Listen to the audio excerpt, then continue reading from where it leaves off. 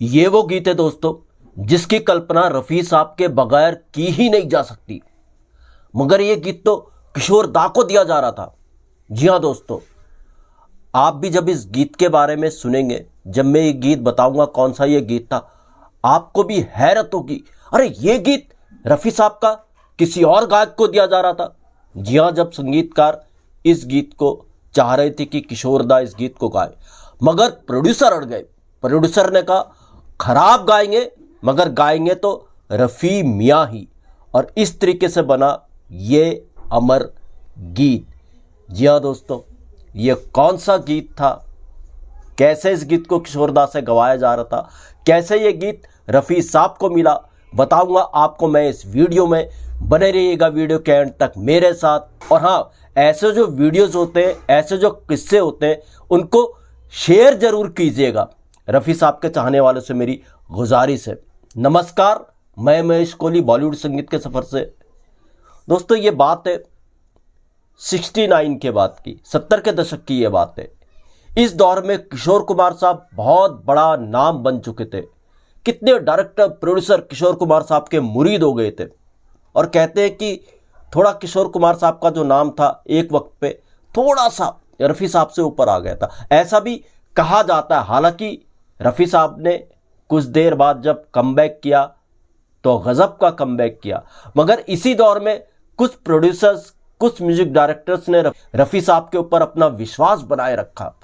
उनको पता था रफ़ी साहब क्या चीज़ है। हालांकि आर.डी. बर्मन जैसे संगीतकार, जिनको कहा जाता है वो किशोर कुमार साहब का फेवर लेते थे, मगर उनको भी जब जब जरूरत पड़ी उन्होंने रफ़ी साहब को गवाया।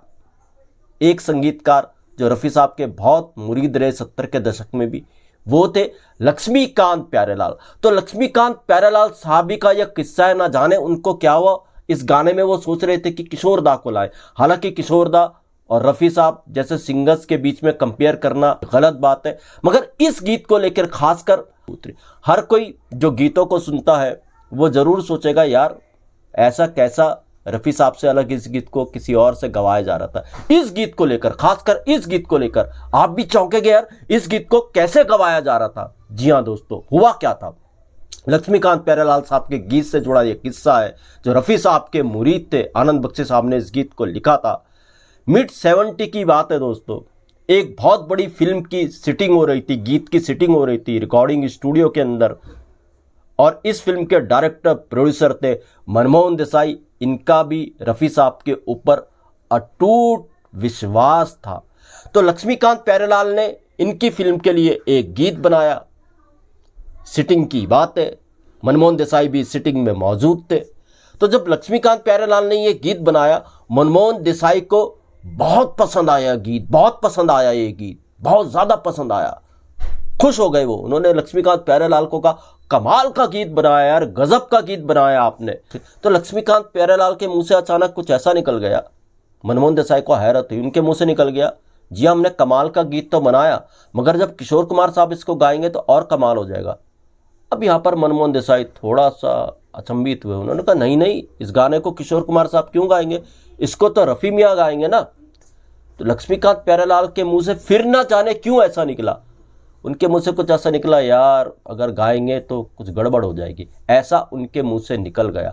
अब यहाँ पर सतर्क हो गए मनमोहन देसाई। उन्होंने कहा देखो, कितना भी खराब गाए, इस गीत को गाएंगे तो रफ़ी मियाँ ही, इस गीत को रफ़ी मियाँ ही गाएंगे, और कोई सिंगर इस गीत को गाएगा ही नहीं। इस तरीके से लक्ष्मीकांत प्यारेलाल को मजबूर होना पड़ा, और रफ़ी साहब से फिर इस गीत को उन्होंने रिकॉर्ड कराया, और जिस गीत ने फिर बाद में इतिहास रच दिया। इस फिल्म की कल्पना इस गीत के बगैर नहीं की जा सकती, और इस गीत की कल्पना रफ़ी साहब के बगैर की ही नहीं जा सकती। अब यह गीत कौन सा था, जी हाँ, हैरत होगी। और अगर यह किस्सा पसंद आया, इस वीडियो को शेयर जरूर कीजिएगा, शेयर करने लायक ये वीडियो है। जी हाँ, यह गीत कौन सा था, यह गीत था फिल्म धर्मवीर का, और यह गीत था ओ मेरी महबूबा महबूबा महबूबा, तुझे जाना है तो जा, तेरी मर्जी मेरा क्या। ओ मेरी महबूबा महबूबा हुई ना हैरत। यह गीत पहले किशोर दा को दिया जा रहा था। अब कुछ लोग बोलेंगे साहब यह किस्सा तो ऐमे ही होगा, फेक होगा, झूठा होगा। अब कुछ लोग लिखेंगे भी कमेंट में फेक किस्सा है, मगर पूरा किस्सा सुन के जाइएगा। ये किस्सा मैं अपने आप नहीं लाया हूँ, मुझे भी हैरत हुई थी ये किस्सा सुन करके। यह किस्सा शेयर किया किसने? जी हाँ, ये किस्से को शेयर किया था लक्ष्मीकांत प्यारेलाल के साथ, जिन्होंने काम किया, उनके म्यूजिशियन भी रहे, अरेंजर भी रहे और फेमस म्यूजिक डायरेक्टर भी ये रहे। जी हाँ, ये थे अमर हल्दीपुर, जो उस सिटिंग में मौजूद थे। एक इंटरव्यू के दौरान उन्होंने इस किस्से को शेयर किया था। मनमोहन देसाई रफ़ी साहब के कितने बड़े मुरीद थे ये वो बताना चाह रहे थे। उन्होंने बताया था धर्मवीर के इस गीत की सिटिंग में क्या हो रहा था, लक्ष्मीकांत प्यारेलाल के मुंह से क्या निकला और फिर मनमोहन देसाई ने कैसा जवाब दिया। तो ये किस्सा मैं अपनी तरफ से नहीं कह रहा हूँ, बार बार कह रहा हूँ, फिर कह रहा हूँ, यह किस्सा शेयर किया था अमर हल्दीपुर ने। और मुझे भी इस किस्से को, इस गीत के किस्से को सुनने के बाद हैरत हुई थी। यार, इस गीत को रफ़ी साहब से नहीं गवा रहे थे, मतलब लक्ष्मीकांत प्यारेलाल किसी और सिंगर की कल्पना कर रहे थे। हालांकि किशोर कुमार साहब और रफ़ी साहब के बीच में कंपेयर करना मूर्खता है, बिल्कुल ये भी बात मैं कह रहा हूँ, मगर इस गीत को तो लेकर के थोड़ा अजीब लगता है यार। ओ मेरी महबूबा महबूबा महबूबा, तुझे जाना है तो जा, तेरी मर्जी। क्या मतलब, इस पिच का गाना रफ़ी साहब के लिए ही बना था और उन्होंने बखूबी गाया। और ये बात मनमोहन देसाई भी जानते थे। इस गाने के साथ इंसाफ जो कर सकते हैं वो रफ़ी साहब ही कर सकते हैं। धर्मवीर 1977 में आई थी, सुपर डुपर हिट ये फिल्म रही और इसके गीत भी। तो दोस्तों, ऐसे किस्से में आपके लिए लेकर के आता रहूँगा मैं। इसको लिखो, दीजिएगा इजाज़त। Goodbye, good luck and take care.